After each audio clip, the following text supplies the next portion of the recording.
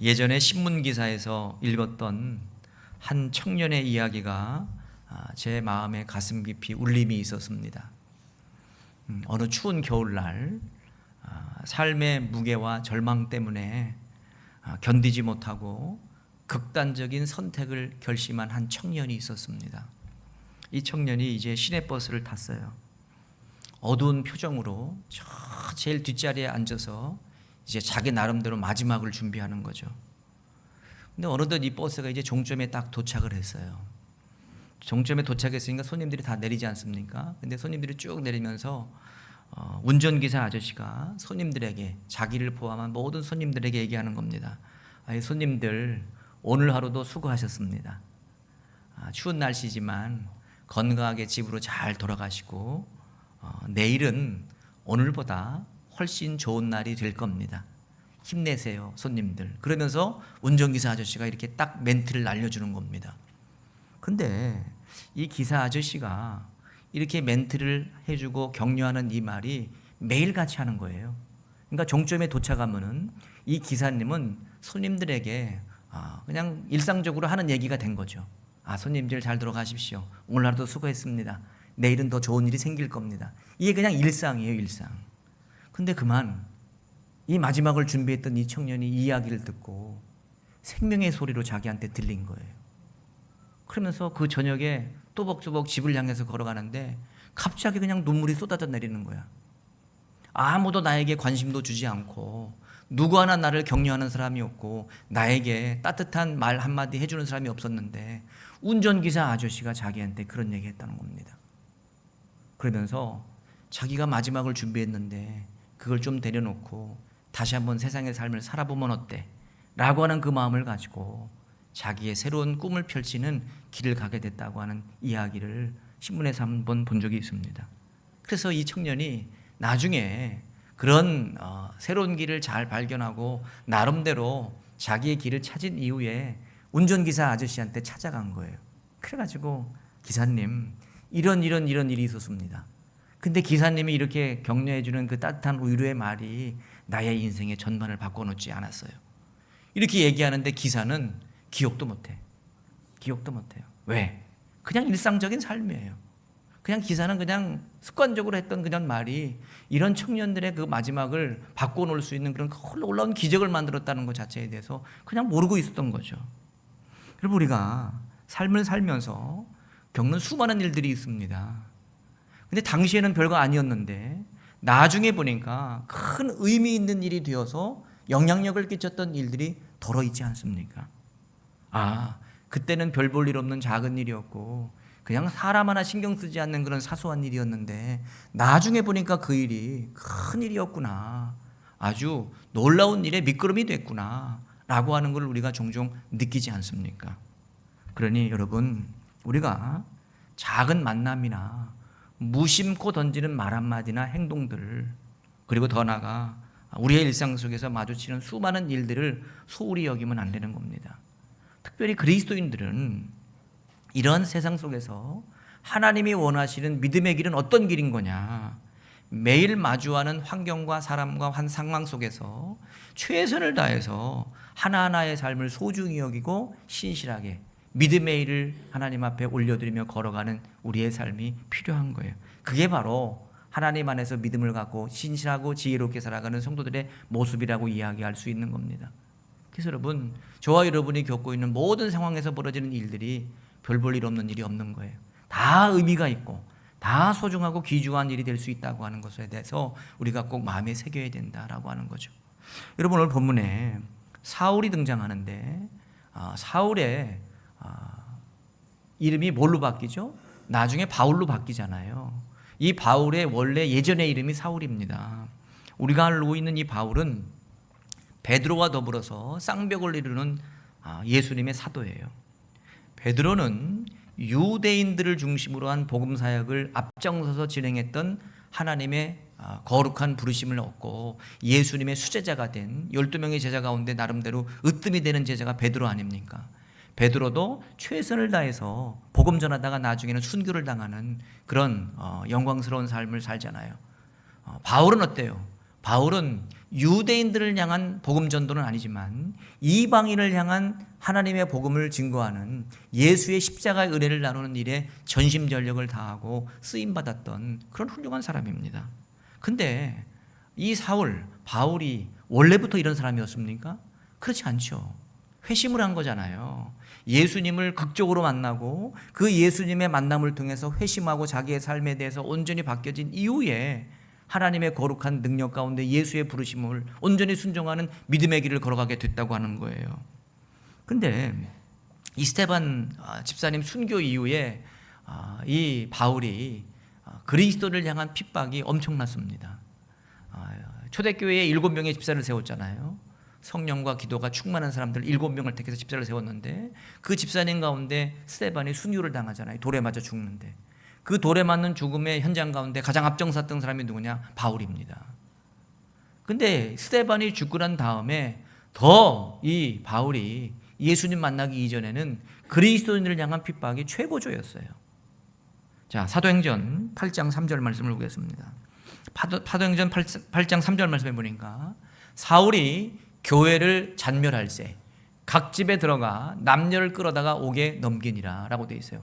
예루살렘 교회와 그 믿음의 공동체 얘기합니다. 잔멸이라고 하는 것은 어떤 걸 얘기하는 거냐? 남김없이 쓸어버린다는 겁니다. 그러니까 예수쟁이들 남김없이 갖다가 싹 쓸어버리고, 잔멸한다고 하는 것은 뿌리채 뽑아버리는 겁니다. 그러니까 그리스도인들, 예수 믿는 사람들 다 뿌리채 뽑아내고 싹 쓸어버리겠다고 하는 그 신념 하나로 이 바울이 극하게 그리스도인들을 향한 핍박이 있었어요. 심지어는 예루살렘에 있었는데 예루살렘으로부터 저 멀리 220km 이상 떨어져 있는 시리아의 다마스쿠스, 다메섹이죠. 다메섹까지 원정을 떠나서 그리스도인들을 핍박하고 잡아 가두는 일에 앞장섰던 사람이 이 바울 아닙니까? 당시 다메섹이라고 하는 지역을 왜 굳이 가게 됐느냐? 여러분, 다메섹은 무역의 중심지였어요. 아프리카로 가는 길, 아랍에서 오는 상인들, 또 유럽으로 가는 상인들의 중심적인 요 중지가 바로 이 다메섹이었어요. 그리고 다메섹에 디아스포라 유대인들이 많이 살았습니다. 디아스포라 유대인들이 이 다메섹에 많이 살고 있었고, 유대인들이 많이 살고 있다고 하는 것은 회당이 있다는 거예요. 역사적인 고서를 보니까 다메섹에 회당이 30개에서 40개 정도 됐다는 거예요. 근데 바울이 소식을 들어보니까 회당은 어떤 사람들이 가죠? 유대인들이 가요. 유대인들이 가서 유대교 경전과 그들이 만든 율법을 읽거나 모세오경의 말씀을 보죠. 근데 그 유대교를 믿는 사람들이 회당이 30, 40개 있는데 많은 사람들이 유대교를 믿다가 어디로 넘어온 거예요? 그리스도로 넘어왔어. 예수님을 믿고 기독교로 개종하는 역사가 다메섹에 우후죽순 일어난 겁니다. 그 소식을 누가 들었느냐? 바울이 들은 거예요. 그래가지고 속이 터지는 거지. 유대교를 믿어야지 무슨 그리스도교를 믿냐, 무슨 예수를 믿냐, 내가 당장 쫓아가가지고 저것들을 갖다가 다 잡아 가둬야지라고 해서 출발한 거예요. 그게 바로 다메섹을 향한 바울의 발걸음이었죠. 근데 신기한 건 어떤 거냐? 이 사울이 출발해서 다메섹에 가는 도중에 어떤 거를 만났어요? 예수 그리스도를 만나게 되죠. 그 광야의 길에서 찬란한 빛 가운데 찾아오시는 예수 그리스도를 만남으로 말미암아 갑자기 눈을 멀잖아요. 눈이 멀어서 큰 충격을 받고 사람들의 손에 부축을 받고 도시로 들어가게 됩니다. 그리고 도시로 들어가서 3일 동안 기도를 해요. 이때 당시에는 바울이 눈이 전혀 안 보이는 상태. 그러니까 광야에서 예수님의 빛을 만나고 예수님의 음성과 환상을 만나고 난 다음에 눈이 완전히 멀었어요. 안 보여. 장님이 된 거예요. 그러면서 3일 동안 기도했는데 아마도 회개 기도했겠지. 하나님 용서해 주십시오. 내가 예수님을 구원자로 잘 모르고 그렇게 핍박하고 그냥 못된 짓을 했습니다. 3일 동안 울며 불며 기도했겠죠. 금식하고. 근데 그때 다메섹에 거주하는 또 다른 사람이 있었는데 아나니아라고 하는 사람이 있었다는 거죠. 아나니아. 근데 이 아나니아라고 하는 사람에게 예수님이 나타나서 말씀하신 겁니다. 여러분, 아나니아는 사도도 아닙니다. 그리고 이름난 제자도 아니에요. 그냥 무명의 제자. 이거는 그냥 성도예요, 성도. 다메섹에 있는 A라고 하는 교회의 그냥 리더, 그냥 성도 중에 한 사람이 아나니아예요. 아나니아. 그 아나니아에게 예수님이 찾아가셔서 지시를 하죠. 지시를 해요. 너는 사울이라고 하는 사람에게 찾아가서 내가 명령하는 일에 대해서 순종하고 진행을 해라 라고 하는 것을 말씀하세요. 근데 무명의 제자고 아무 능력도 없잖아요. 아나니아는 무슨 베드로나 바울, 나중에 얘 바울의 사역 바울이나 무슨 기적을 일으키거나 능력이 있거나 그런 상황이 아니거든. 아나니아는. 근데 아나니아가 이렇게 예수님이 지시해 주니까 그 심정이 어땠을까요? 마음이. 아니, 사울을 찾아가는 일이 쉽지가 않지. 왜요? 그리스도인들을 보면 잡아 죽이고 그냥 옥에다 가두고 고문도 하고 때리고 그러니까. 그러면서 사울이 누구냐? 아니, 예루살렘에서부터 대지상한테 체포 명령장을 발부받고 와가지고 다메섹에 있는 그리스도인들을 잡아다가 옥에 가두려고 온 사람인데 내가 뭐 하는데 거기까지 가야 되나? 이런 마음이 이 아나니아에게 들잖아요. 그래가지고 아나니아도 예수님한테 되물어. 뭐라고 묻느냐면, 예수님, 이 사람에 대한 소식을 못 들으셨어요? 이 사람에 대한 소식이 나한테도 들리는데 예수님 모르세요? 이러면서 아나니아에게 반문하는 겁니다. 아나니아가. 이 사람이 보통 사람 아닙니다. 예루살렘 교회도 얼마나 핍박했고 거기에서도 그리스도인들을 향해서 얼마나 모진 아주 나쁜 짓을 많이 했는지, 이 다메섹까지 와가지고 못된 짓을 하는데 내가 이 사람 만나야 됩니까? 이런 반문을 하고 있는 거죠. 근데 여러분, 하나님 예수 그리스도가 지금 아나니아에게 이야기하는 사울에게 가라고 요구하시는 이 이야기들을 지금 아나니아한테 너 사울한테 가가지고 신학적으로 논쟁을 벌여서 네가 승리해야 돼. 머릿속에 엄청난 율법의 지식과 세상적인 지식을 네 머릿속에 심고 가가지고 사울을 갖다가 그냥 깔아뭉개서 네가 승리를 해라. 이렇게 요구하시는 거 아니잖아요. 너 지금 칼과 창을 준비해. 그래서 싸울 만한 사람들을 많이 모집을 해. 그래가지고 사람들과 함께 더불어 가가지고 이 사울을 갖다가 제거해라. 이렇게 시키는 것도 아니야. 아니면 무력으로 하지 말고 수많은 사람들을 동원해서 데모를 해가지고 거기 가가지고 사울을 갖다가 무찔러라. 이렇게 얘기하는 것도 아닙니다. 뭘 얘기하고 있는 거냐? 사도행전 9장 11절입니다. 사도행전 9장 11절에 주께서 이르시되 반문하고 따지는 아나니아한테 예수님이 얘기합니다. 야, 일어나 집가라고 하는 거리로 가서 유다의 집에 5 사람 사울이라는 사람을 찾아. 그가 기도하는 중이니라 라고 돼 있어요. 자, 뭘 시키는 거예요? 야, 내가 시키는 대로만 하면 된다. 집가라는 거리로 가. 어디로? 지금 말하면 교방동의 몇 번지로 가라. 거기 가면은 홍길동 집이 있을 거야. 그 집에로 들어가. 그리고 문을 열고 들어가면 거기에 사울이 있을 거다. 아마 눈이 멀어가지고 지금 끙끙거리고 거기서 기도하고 있을 거다. 가가지고 너는 뭐 하냐? 가서 기도만 해주라는 겁니다. 지금 하나님이 예수 그리스도를 통해서 아나니아한테 요구한 게 큰일입니까? 대단한 일을 하라고 얘기하는 겁니까? 그냥 가서 기도해 주라는 거잖아. 어찌 보면 아나니아 입장에서도 쉽지는 않은 일이지만 그냥 가서 기도해 주면 돼. 그리고 아나니아가 생각할 때도 내가 기도한다고 뭐가 되나? 내가 뭐 그렇게 한다고 뭐 큰일이 벌어질까? 이런 마음도 있었겠죠. 근데 결론적으로 뭐냐? 아나니아에게 예수님께서 요구하시는 것은 그냥 일상적으로 평소에 했던 거. 아니, 네 주변에 믿지 않는 사람들이 있으면 가서 예수님을 전하고 예수의 십자가 은혜와 사랑을 증거하고 기도해 주고 오잖아. 그런 것처럼 똑같이 가가지고 유다의 집에 가서 눈이 멀어 있는 사울을 보면 그 사람을 위해서 기도하고 그냥 와. 이겁니다. 근데 아나니아가 예수님의 그 이야기를 듣고 그래, 그래도 주님 말씀하신 거 순종해서 가야지. 가서 순종해서 가가지고 기도해 줍니다. 그랬더니 어떤 일이 벌어졌습니까? 사도행전 9장 17절입니다.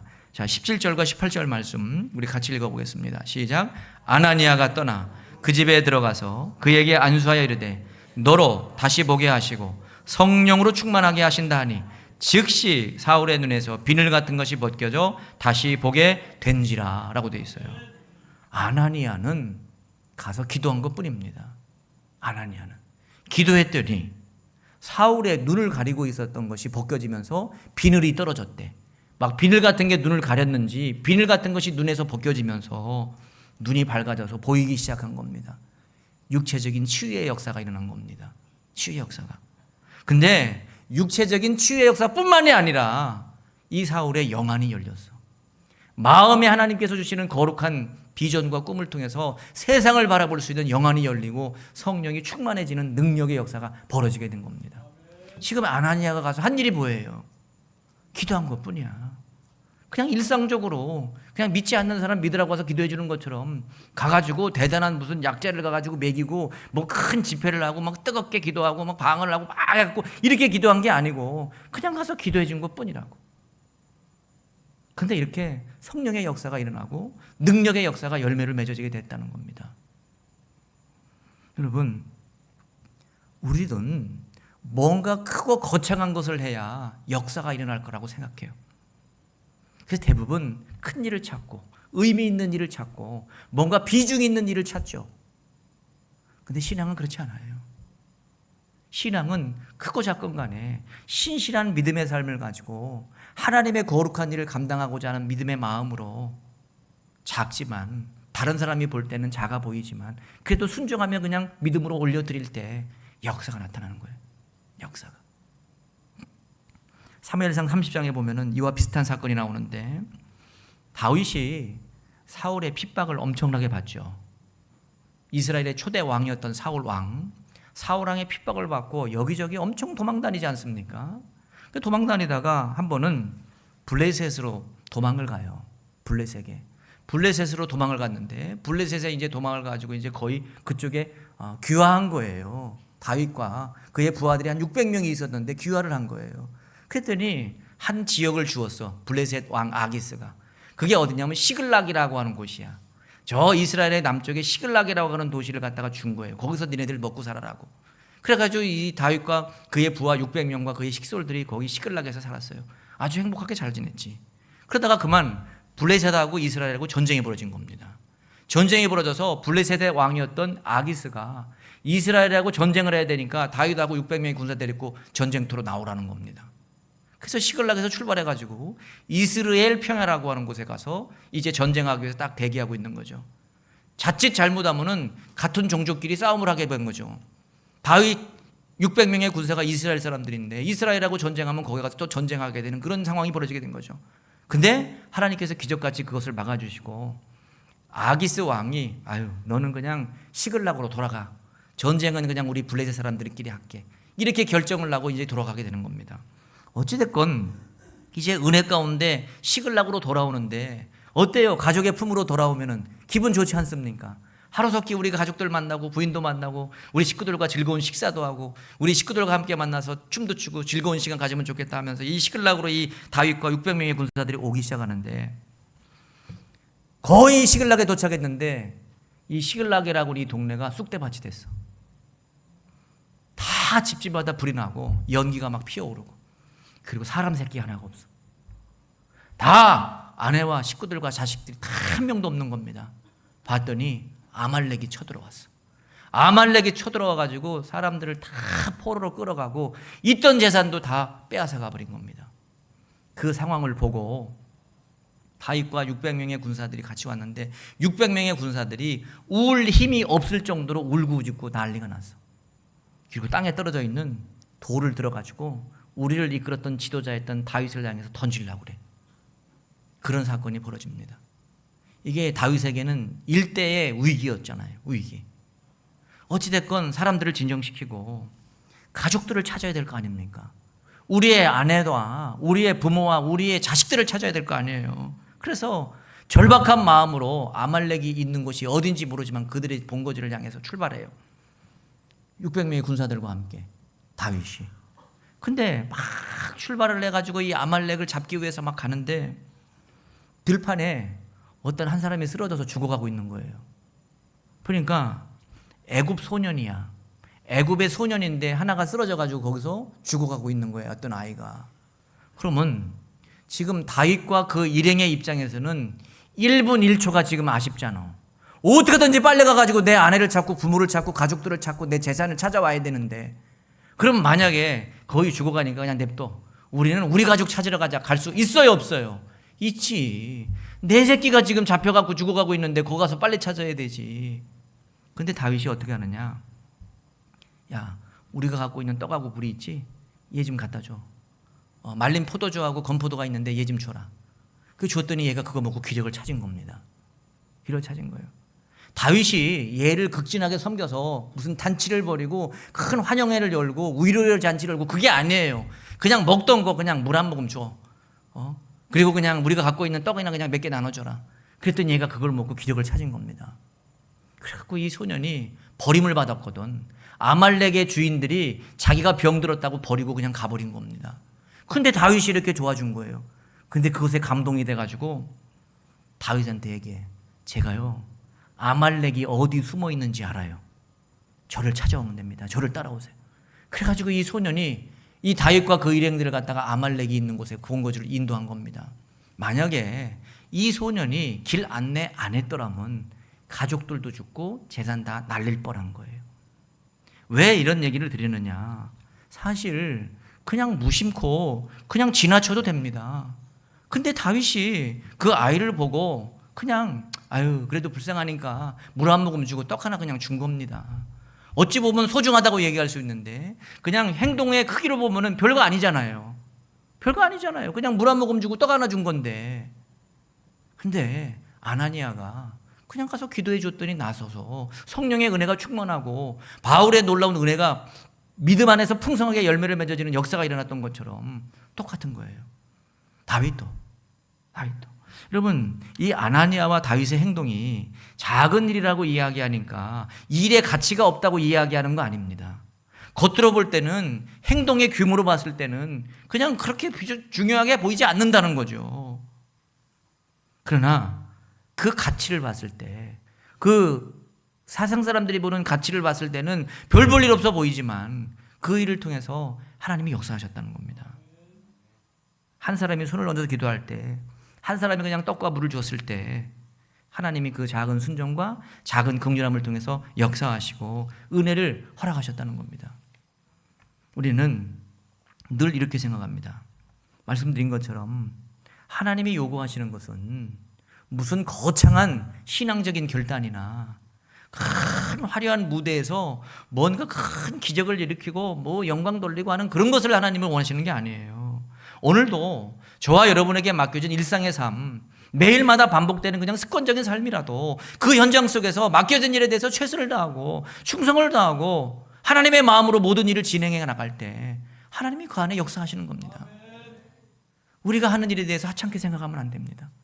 내가 그냥 매일같이 살아가는 이 삶이 그냥 별 볼 일 없는 삶이 아닌 거예요.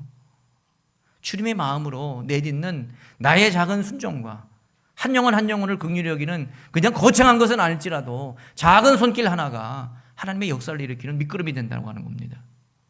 마태복음 25장에 달란트 비유가 있어요. 달란트 비유에 보니까 어떤 한 주인이 타국으로 떠나는데 주인 종들을 불러가지고 하나는 하나, 두 번째에겐 둘, 세 번째에겐 5개 달란트를 줬잖아요. 그리고 타국에서 주인이 돌아와. 그리고 나서 이제 결산을 하지. 이네들 어떻게 했니? 그랬더니 5달란트, 2달란트 받은 아이들은 그걸 받아가지고 갑절을 남겼어. 5개 받은 애는 5개 남겨서 10개를, 2개 받은 애는 2개를 남겨 4개를 남겼어. 근데 주인이 똑같이 칭찬합니다. 5개를 갖고 5개 남긴 사람이나 2개를 갖고 2개를 남긴 사람이나 똑같이 칭찬해요. 똑같이. 그러면서 뭐라고 칭찬을 하냐? 마태복음 25장 21절과 23절입니다. 자, 이 말씀 우리 같이 읽어봅니다. 시작. 그 주인이 이르되 잘하였도다 착하고 충성된 종아, 내가 적은 일에 충성하였음에 내가 많은 것을 내게 맡기리니 내 주인의 즐거움에 참여할지다 하고 라고 되어 있어요. 여러분, 주님은 처음부터 거창하고 위대한 것을 우리에게 요구하지도 않아요. 굉장하고 큰 일을 해서 좀 결실을 갖고 나한테 갖고 와. 예수님은 이렇게 얘기하시는 분이 아니라는 겁니다. 주님이 원하시는 것은 위대한 일이 아니고 그냥 작지만 사람들이 보기에 세상에 비춰질 때 별 볼 일 없어 보이는 그런 일이라 할지라도 그냥 충성해. 그냥 전심을 다하여 하나님의 마음으로 그 일을 감당을 해. 그러면 그 안에 역사가 있다는 거예요. 역사가. 여러분, 그렇다면 우리가 우리의 삶의 현장 속에서 이 위대한 작고 보잘것없는 세상 사람들이 보는 그런 시선에 의한 그런 일이라 할지라도 무엇을 통해서 이런 일들과 성령의 열매와 하나님의 역사를 이룰 수 있을까? 첫 번째는 매일 반복되는 우리의 일상의 삶이 있잖아요. 지루하기도 하지. 매일같이 똑같은 일을 하고 있으니까. 그렇다 할지라도 그 자리를 거룩한 영적인 자리로 만들어야 돼요. 매일매일 일상의 삶 속에서. 여러분, 거룩이라고 하는 것은 거창한 종교적인 위험이나 결단이 아니에요. 뭐 큰 거를 드리고 뭔 큰 결단을 하고 뭐 큰 영향력을 끼치고 해야지 거룩함이 아니에요. 무슨 종교적인 분위기나 상황에 의해서 뭔가 큰 일을 해야 거룩함이 있는 게 아니란 말이에요. 매일매일 이루어지는 반복적인 나의 삶 속에서, 일상 속에서, 그저 그냥 가정에서, 학교에서, 일터에서, 세상의 삶 속에서 주님 바라보고 불평보다는 감사의 마음으로 하루하루의 삶을 살아내는 거예요. 이게 거룩한 영적 자리 지키는 거예요. 이게 하나님의 통치를 받고 인도함을 받는 믿음의 백성들의 신실한 믿음의 고백이 돼야 되는 거예요. 이게 작은 거예요. 별 볼 일 없는 것 같이 보이지만 이 일을 통해서 하나님이 역사하시고 이런 일을 이루고 싶은 거죠. 두 번째는 아무도 알아주지 않는 작고 소소한 자리다 할지라도 거룩한 자부심을 가지라는 거예요. 그리고 우리가 교회에서도 봉사활동도 하고 섬김도 하고 여러 가지 일들을 합니다. 근데 우리가 교회에서 섬기고 봉사활동할 때 제일 힘든 게 있는데 뭐냐면 남들이 알아주지 않는다는 겁니다. 남들이 알아주든지 알아주지 않든지 하시는 분이 많이 있지만 혹시 나도 모르게 내 마음 가운데 섭섭한 마음이 들 때가 있다는 거예요. 있다는 거. 근데 이 마음이 가장 많이 드는 사람이 누굴 것 같냐면 교사들일 것 같아. 교사들. 여러분이 일부 예배 나오려면 몇 시에 나와요, 집에서? 8시 반이나 8시에 나와야 돼요. 준비하고 나오려면. 사실 교사들이나 식당에서 봉사하시는 분들이나 이런 분들은 아침에 일찍부터 나와갖고 일부 예배 드리고 지금 우리 식사 준비도 하고 교회학교 교사들 나가서 봉사하거든요. 사실 이름도 없이 빛도 없이 이렇게 봉사하고 있는 거, 이런 분들이. 잘 드러나지도 않아, 비춰지지도 않아. 근데 뭔가 그렇게 내가 하는 일이 비춰지지 않으니까 그냥 큰 의미가 없는 일인 것처럼 생각할 수도 있어요. 그런데 여러분, 그렇지 않습니다. 누가 알아주지든 알아주지도 않든 그냥 드러나는, 그냥 보기 그럴듯한 그런 사역과 그런 믿음의 삶의 현장이 아닐지라도 그냥 주어진 자리에서 거룩한 자부심을 가지고 신실하게 믿음의 사역과 은혜의 일을 감당하게 될 때 하나님이 역사하신다는 거예요. 여러분, 무디가 있잖아요. 무디가 1억 명에게 복음을 전했어요. 놀라시지도 않네. 1억 명에게 복음을 전하고 100만 명 이상 결신을 했어요. 평생 한 명도 전도 못 하시면서 놀라시지도 않네. 100만 명이 전도를 한 거예요. 결신을 한 거예요, 이분이. 근데 이 무디가 그냥 된 게 아니에요. 얘 직업이 뭐였냐면 구두수선공이었어. 구두수선공이었는데 끊임없이 자기에게 찾아와서 관심을 갖는 선생님이 한 분 계셨어. 주일학교 선생님, 킴볼 선생님이라고. 그래가지고 와서 기도해 줬어. 야, 너는 이렇게 별 볼 일 없는 것처럼 구두수선하고 하찮은 일 하는 것처럼 살지만 그래도 하나님 너 쓰신다. 근데 이 킴볼 선생님이 무대한테 가서 이렇게 하는 거를 사람들은 몰라. 잘 비춰지지도 않아. 드러내지도 않으니까. 그러니까 소위 그냥 작은 것으로 그냥 행동으로만 비춰지니까 안 보이는 거죠. 근데 그 기도를 통해서 이 무디가 도전을 받고 전 세계를 휘벼다니면서 복음을 전하는 전도자가 된 겁니다. 자꾸 보잘것없는 그런 그냥 알아주지 않는 일이라 할지라도 그냥 그 안에서 최선을 다해서 그 일 감당하면은 하나님께서 그 은혜의 일을 열어주시고 열매를 맺어주시는 거예요. 그리고 또 한 가지는 뭐냐, 내 코가 석자인데 뭐예요? 뭘 신경 써? 이런 얘기 많이 하죠. 아니, 내 코가 석자인데 뭘 네 일이나 잘해. 이런 얘기들 하시는데 그리스도인들에게는 이 얘기가 맞지 않는 얘기인 거예요. 내 코가 석자라도 다른 사람을 돌아볼 수 있는 넉넉함은 있어야 돼. 내 코가 석자라도 작은 긍휼을 베풀 수 있어야 돼. 이게 다윗의 마음이었어요. 내 코가 석자지 다윗이. 지금 부하들은 돌을 들어갖고 나를 죽이려고 그러지. 지금 식솔들은 다 잡혀가서 살았는지 죽었는지도 모르지. 빨리 가가지고 아말렉을 무찔러야 되는데 지금 죽어가는 얘 아말렉 종이었던 얘를 갖다 살리겠다고 머물러서 얘를 갖다 돌봐줘. 근데 다윗은 그게 아닌 거예요. 여러분, 참 바쁘고 피곤한 시대를 우리가 살잖아요. 아유, 문제가 터졌는데 이 문제 하나 해결하고 나면 또 문제가 터져.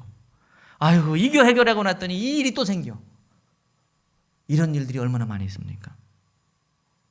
여러분, 그럼에도 불구하고 오늘 우리의 눈앞에 있는 아픔의 이웃들과 성도들, 그리고 환경 가운데 어려움을 겪고 있는 모든 영혼들 그냥 무심하게 지나치면 안 돼요. 지나치면 안 돼요.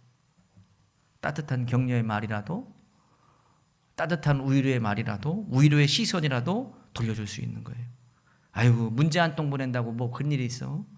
아니, 잠깐 기도한다고 무슨 역사가 일어나? 아니, 식사 한 끼 대접한다고 무슨 큰 일이 있나? 그렇지 않아요. 이러한 일들이 큰 위로와 용기를 주고 힘을 줄 수 있는 미끄럼이 될 수 있다는 거예요. 여러분, 하나님은 우리에게 거창한 영웅이나 대단한 일을 통해서 내 이름을 높이고 큰 일을 감당하라고 이야기하지 않아요.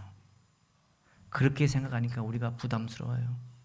그냥 나의 삶에 주어진 현장의 자리에서 누가 알아주든 알아주지 않든, 크든지 작든지 나에게 있는 그 현장의 자리에서 신실하게 거룩한 영적인 자리로 주님 바라보면서 겸손하게 감사와 기쁨으로 이 신앙의 길 걸어가고, 그리고 내가 있는 자리를 거룩한 믿음의 자리로 생각하시고 하나님의 거룩한 은혜의 손길 앞에 올려드리고, 그리고 더 나아가 내 이웃과 성도들을 향한 긍휼한 마음, 큰 거 아닐지라도 작은 것이랄지라도 그런 긍휼의 마음을 가지고 흘려보낼 때 하나님이 역사하십니다.